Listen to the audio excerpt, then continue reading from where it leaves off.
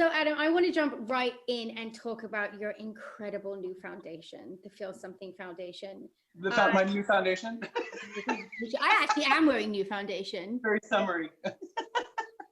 You're looking gorgeous, I have to say. But I love the message, what you're trying to do by making the expression coming out disappear. Yeah. I think there's such a stigma attached to that. In today's society, we do not need to come out because you are who you are. Absolutely. And I just think it's such a beautiful message.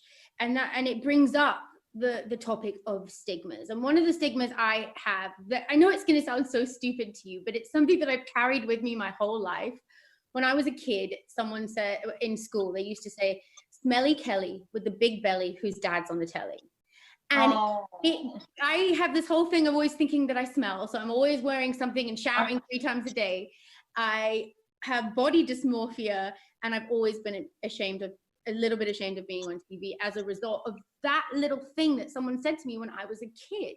Yeah. And it's crazy to think that these little tiny things that don't even mean anything get carried with us our whole life and turn into something so big. Yeah. Absolutely. I mean, I think with the coming out thing, it's really interesting because you talk to different members of the gay community about the different generations that have gone through what they've gone through. You know, obviously the last generation had to fight for where we are today. And so it's hard for a lot of people of the older generation in the queer community to say, no, coming out's really important. We had to do that. That was a political statement. That was something that we had to be really bold about in order to move the needle, and that's all valid. But I think what we're looking at now is we're looking ahead. We're looking at what's next and where we're at this moment. And it's a hard thing because it's changing so fast. It's rapidly evolving, and you know, for anybody that feels like an other or feels like an outsider, we've like upped the conversation on that a lot over the past 10 years, for example. We talk about things now. Things are out in the open, and it's a really exciting time because we know what to call things. We know how to define things and how to explain things, as opposed to keeping them as taboos, things we're not supposed to talk about. And that's good. I think that's a big step. I agree with you so much, and it's one of those things where it's always an uncomfortable conversation to have, but it's a conversation that needs to be had. Yeah, absolutely. Every generation, there's new issues that need to be addressed. Like, did you ever think, even 3 months ago, 4 months ago, that we would be where we are now? This is a whole new thing. I mean, I think that it's scary, and it's different, and it's something that we're not really sure of. But I think if there's any silver lining here, if there's any positive from it, I think that we're all going through it together.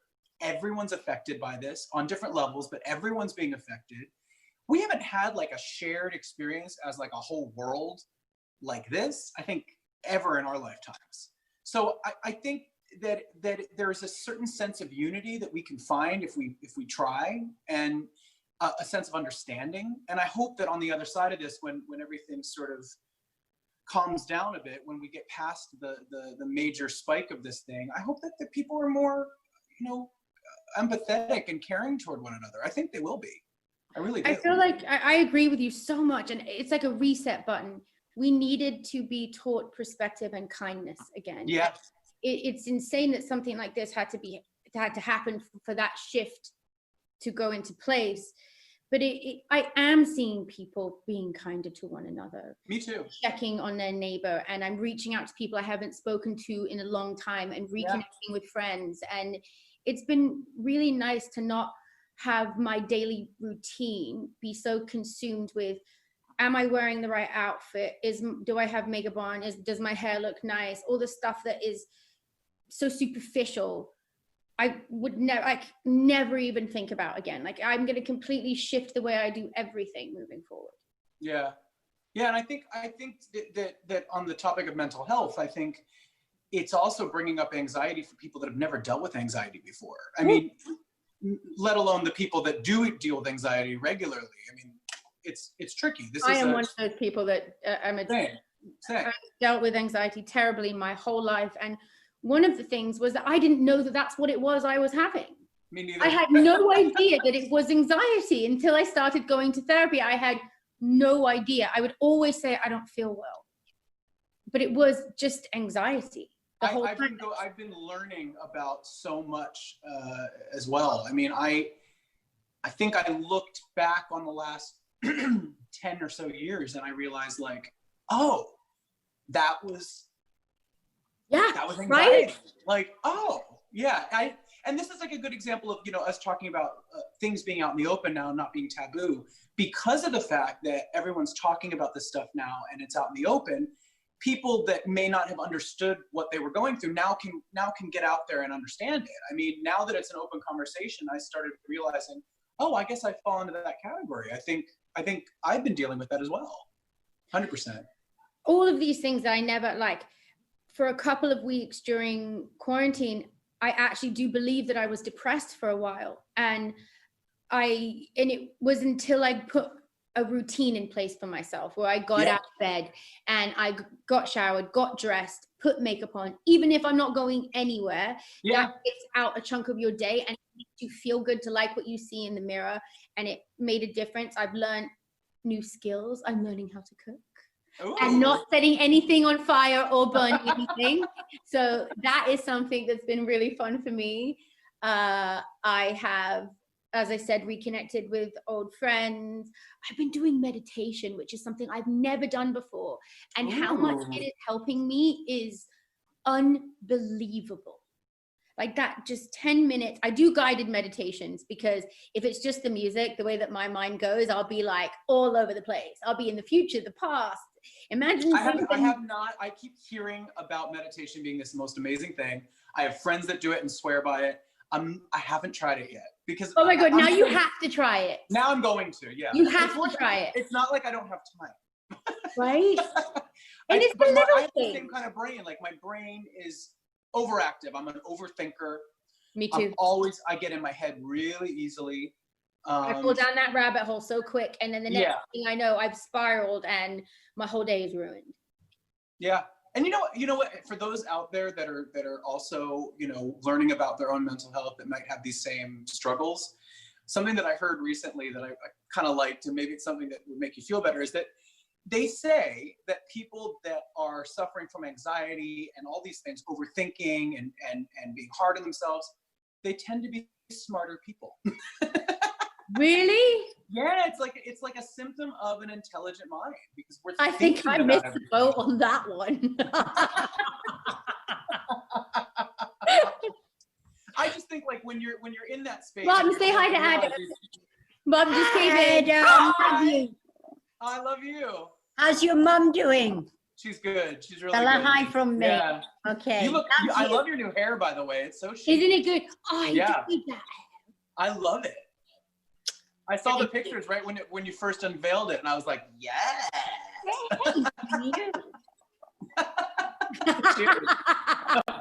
The realization, especially like the first time you start realizing that you're dealing with something, the reaction is to say, oh, what's wrong with me? Always. And I think that that's what's being sort of rethought right now is that, look, everyone's got stuff. Everyone's got their own equation of challenges and struggles that they go through.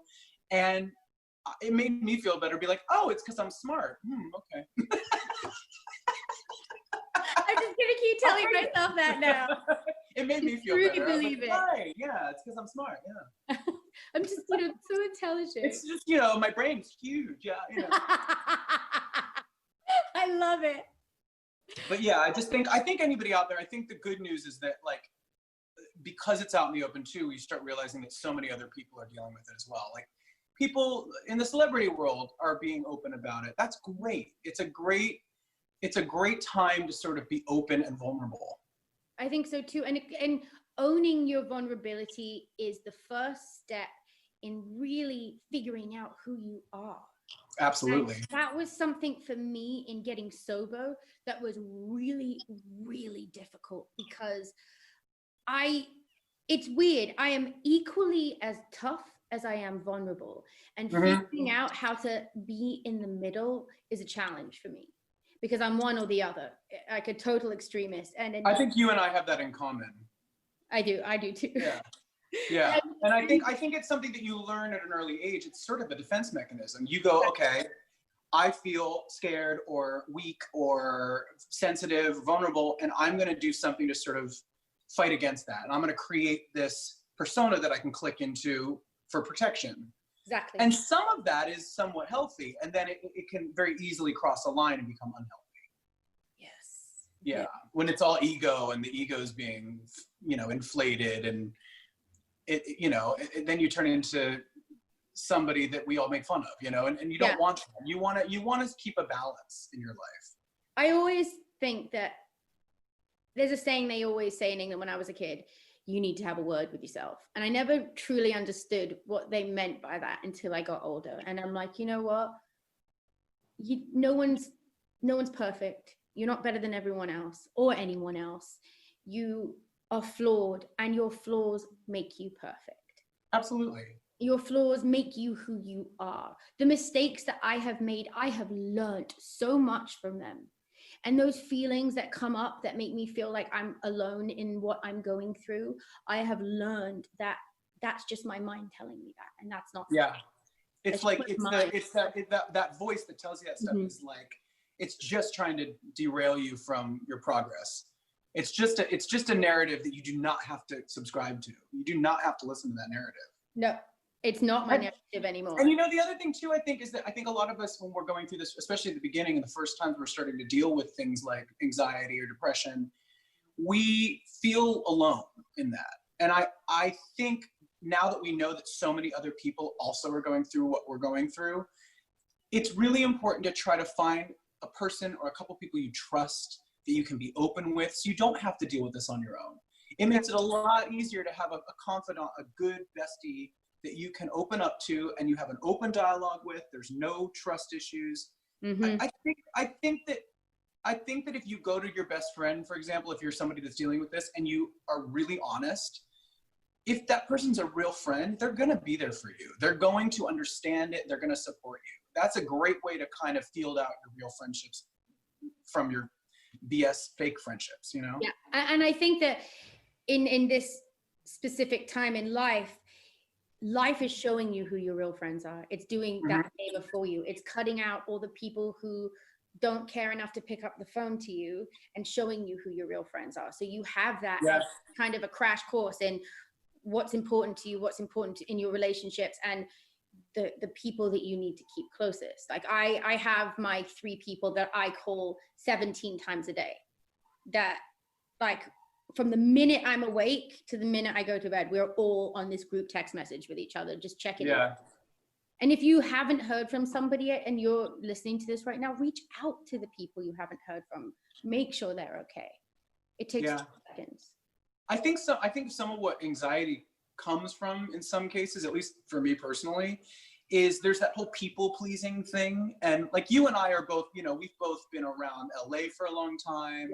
Your Remember family, we used to live in the same building? We did. That was a fun building. But we grew up, you grew up on TV. I mean, it's like there is a certain amount of people pleasing that goes on. You worry about what people think of you. You worry about how you look. It's worry. That's where the anxiety comes from. And I think now that, we're in this generation where everyone has Instagram, everyone's on social media, we're all sort of putting ourselves out there. And you have to make the decision for yourself, like, where's my boundary? How much do I want to put myself out there? How comfortable am I with this? No one's forcing you to express yourself in a way that doesn't make you comfortable. Exactly. You have the right to say, I'm comfortable with this, I'm not comfortable with this. You know what I mean? And no is a full sentence. I used to be one of those people that was so frightened to say no to someone. And I made myself miserable by always saying yes. And it's that little thing of having that confidence within to say, I'm not comfortable with this. It doesn't make you whiny. It doesn't make you a brat. It makes you a confident human being who knows who they are. And I think that that's a very attractive quality in a human. Absolutely. And if you feel pressure to be involved in something that it does not make you feel good, don't do it. I mean, I know that sounds complicated, especially now, right now. especially Don't do right now. things Yeah. that make you uncomfortable. Do things that bring joy to your life. Take time for you. That 15-minute bath at the end of a day can make such a big difference. Little things like that I've been doing have really helped. And I've made sure that I walk around the kitchen counter so many times when I wasn't allowed out. So I get 10,000 steps. I call all my friends. They're like, "Are you still walking around that counter?" I'm like, "Yep." I got to get those steps in. Yeah. That I've been doing have really helped. And I've made sure that I walk around the kitchen counter so many times when I wasn't allowed out. So I get 10,000 steps. I call all my friends. They're like, "Are you still walking around that counter?" I'm like, "Yep." I got to get those steps in. Yeah, exactly. It sounds cliche, but it really can get better. It can, but you got to do a little work. You got to look at yourself in the mirror and be honest with yourself, and take the necessary steps. I mean, therapy is, like what you mentioned, therapy is amazing. I started taking therapy. I started seeing a therapist as well, and it's been really helpful. It was such a big step for me to do that, because being English, and you know what they're like in England, when you talk about therapy or therapists, it's like, "Oh, you're crazy." It's the first thing anyone says to you. "Why? What? You crazy?" And you're like, "No, I'm not crazy. I actually think you're crazy if you don't talk to somebody." Yeah. That's what makes you crazy. Or I'm trying not to become crazy. That's why I'm going. I'm trying to make sure I don't get that way. Yeah.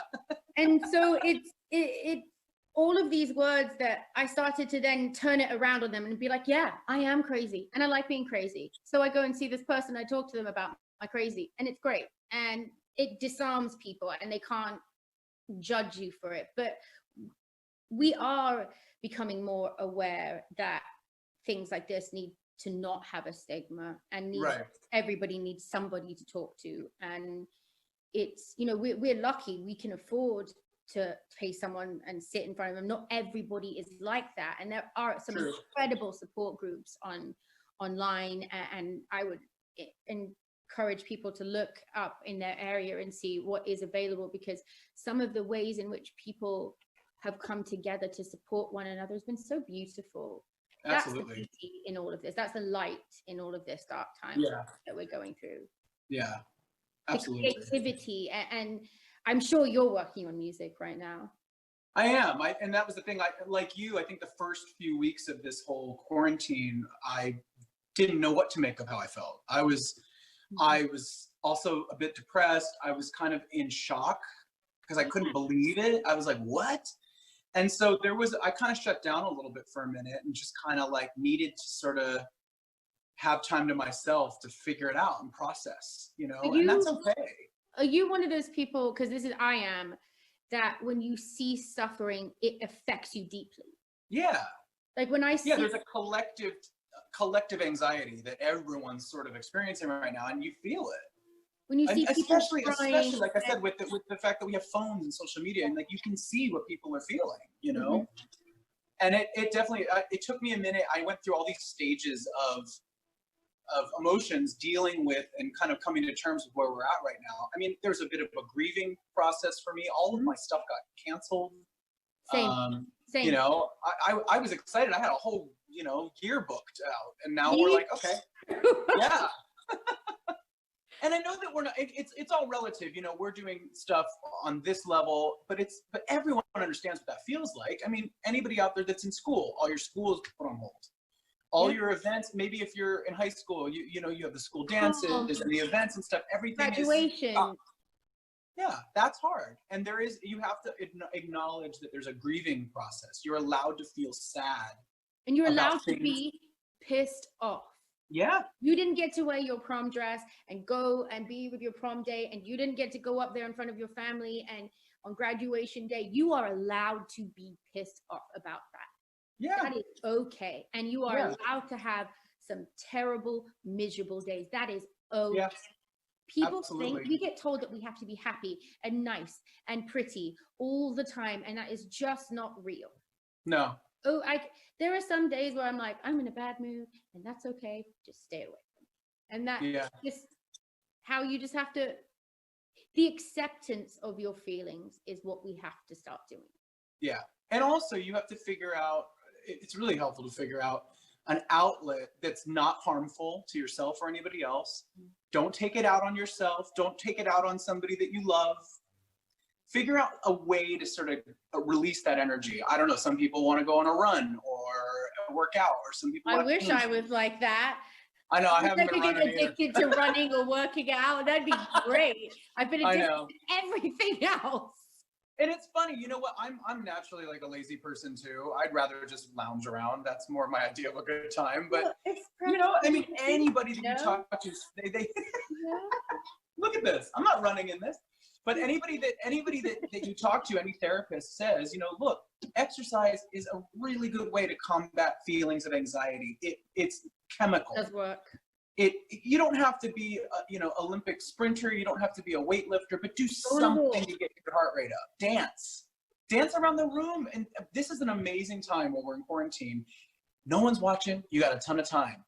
Take a dance class online. Like there's all these, do something silly that you've never tried before as an outlet, as a challenge for yourself. It will get your mind off of the anxiety. It'll get your mind off of what everybody else is doing. Do it for you, you know?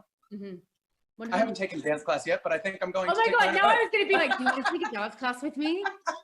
I mean, where is Richard Simmons when we need him? Yeah. Oh. I'd be sweating to the oldies with him every day if he was doing live Zoom. Like, you know, I wish I could be doing stuff like that. Like, that's what I'm going to get into next. Where is Richard? Richard! Where is Mr. Simmons? We need him right now. Now is his time for a comeback. For sure. Come on, Rich. Come on, Dick.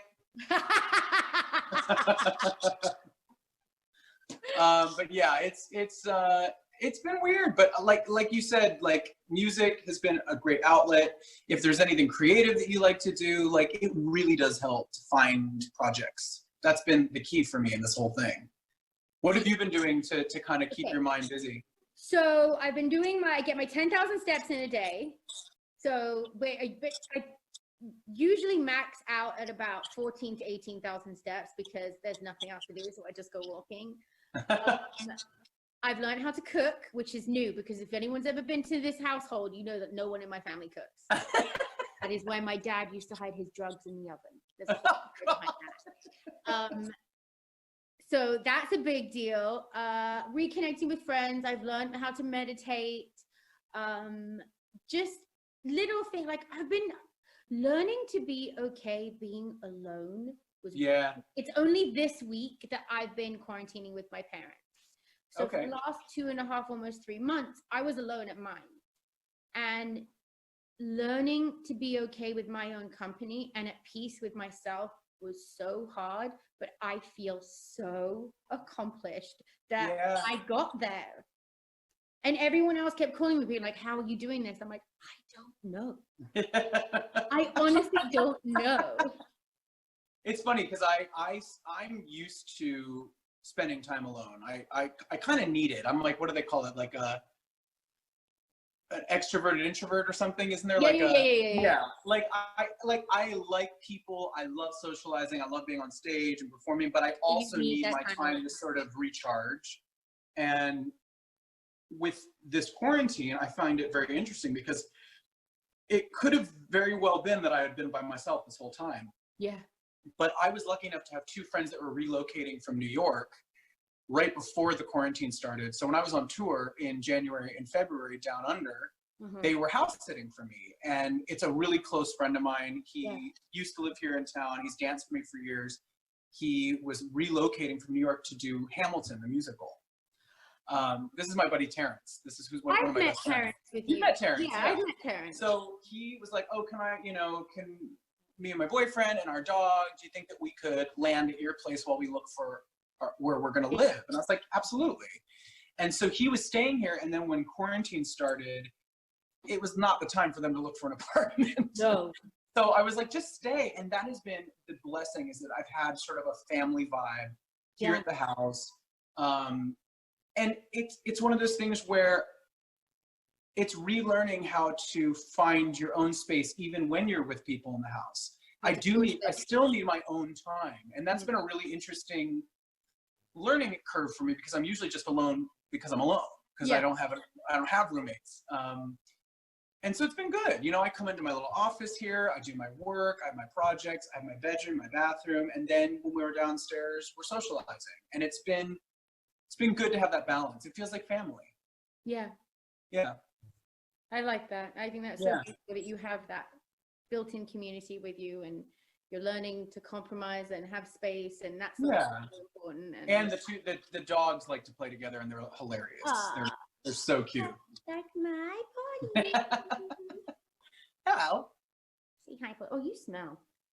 She does. Her breath smells. Well, I'm gonna let you go. I cannot thank you enough, Adam. And I have to tell you, you are so fucking handsome. It makes me sick. Every time I look into your eyes, I'm just like, why am I not a man? This is not fair.